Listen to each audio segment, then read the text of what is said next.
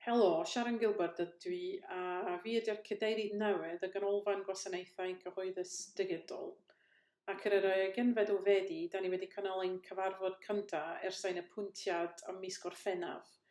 A roedd yn wych iawn i weld brifrydydd y bwrdd i wneud wahaniaeth yn Gymru.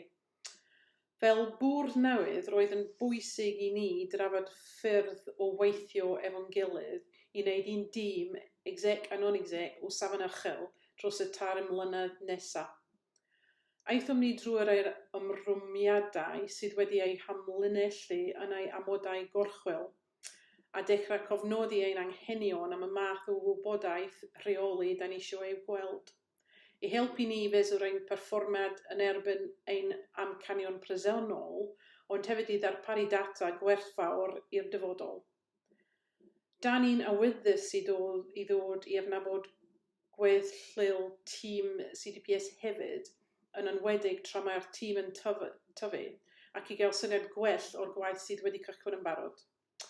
Mae CDPS wedi drafftio ei adroddiad blynyddol archwiliedig cyntaf, felly mae'n gyfle gwych i feddwl am sut i esblygu am fframwaith llywodraethu, fel mae CDPS yn aeddfedu.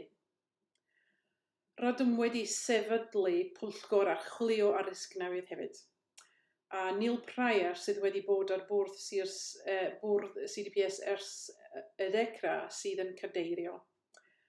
Roddodd Neil ddiweddariad am y camau rydym ni ei gymeriad i greu am fframwaith llywodraethu aeddfed. Mi adolygon ni drafft o'r adroddiad blynyddol sydd angen ei gyflwyno i cwmniau erbyn diwedd mis Medi. Bydd yn cyfarfod nesaf yn cael ei gynnal dros 2 ddiwrnod ym mis Tachwedd. Bydd hyn yn rhoi amser i ni drafod mewn manylder ein baich gwaith presennol, gwybodaeth rheoli a diweddariad llywodraethu, ond yn un mor bwysig i adolygu blaen oriaethu strategol CDPS dros y blynyddoedd nesaf, i gael yr effaith gorau bosib a wasanaethu digidol cyhoeddus yng Nghymru. Diolch yn fawr, ac mae croeso i chi siarad efo rhyw aelod o bwrdd os ganddoch ddiddordeb yn glywed mwy am waith CDPS. Diolch yn fawr.